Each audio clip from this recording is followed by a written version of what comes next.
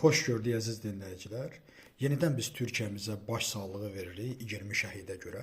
Bu təyyarənin deməli qəzaya uğramasını bir neçə versiyalarla hər bir insan əlbəttə müşahidə aparır və hər bir insanın öz təfəkkürü, hər bir insanın öz sözü var.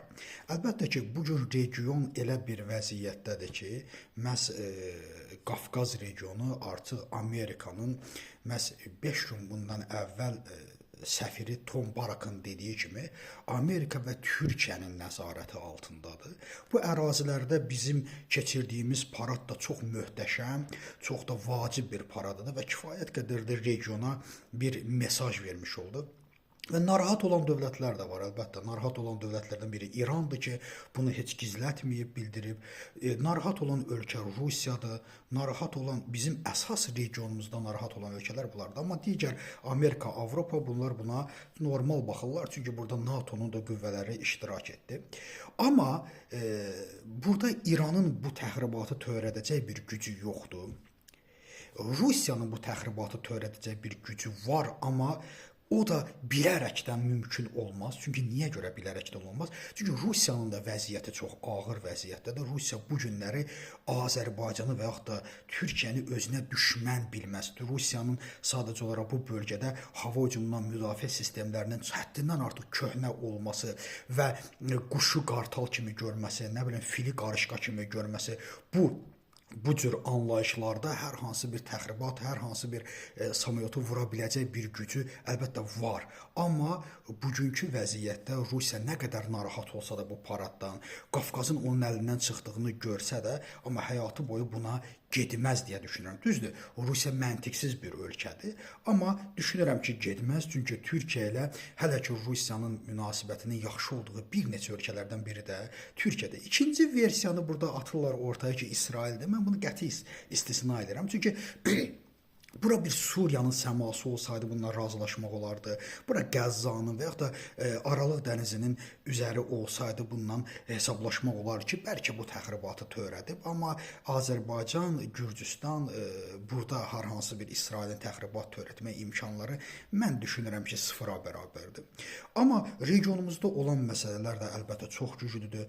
Azərbaycandan Şahbaz Şərif gedir, 12 şəhidlə o da rastlaşır İslamabadda. Türkiyənin də təyyarəsinin bu formada vurulması Azərbaycana bir mesaj kimi, regiona bir mesaj kimi göstərilə bilər. Əlbəttə narahatdılar.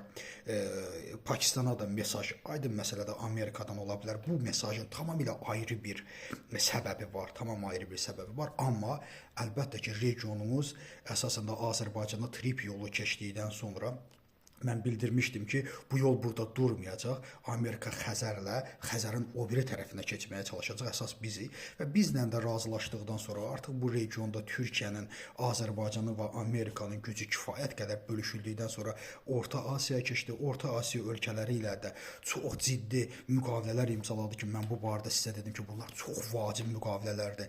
Nəhayət, belə deyək, Orta Asiyada özünü Rusiya və Çinin baskısından müəyyən mənada xilas etdi və bu mənada Azərbaycanın regionda çox böyük bir önəmi var və regionda həmişə türkçülüyün də, turançılığın da ideya mərkəzi Azərbaycan olub. Mirzə Kazım bəydən tutmuş Rəsulzadələr, Əhməd bəy Ağaoğlu və digərləri hər bir mənada Azərbaycan regionun bir günəşi olub. Azərbaycan bu mənada Amerika ilə Türkiyədə müttəfiq olmalı idi ki, onlar Orta Asiya rahat sürətdə keçə bilsinlər və Orta Asiyadan da görürük ki, artıq Amerika və Avropanın İbrahim sazişi ilə ən doğru, ən düzgün, ən sevilən bir şəxsin adı ilə bir birliyin şahidi oluruq. Əlbəttə bu dözülməzdir Rusiya üçün, əlbəttə bu dözülməzdir Çin üçün, amma bu reallıqlar var və Azərbaycanın paradda da nümayiş etdirdiyi istər İsraildən aldığı silahlar olsun, istər Çindən aldığı və digər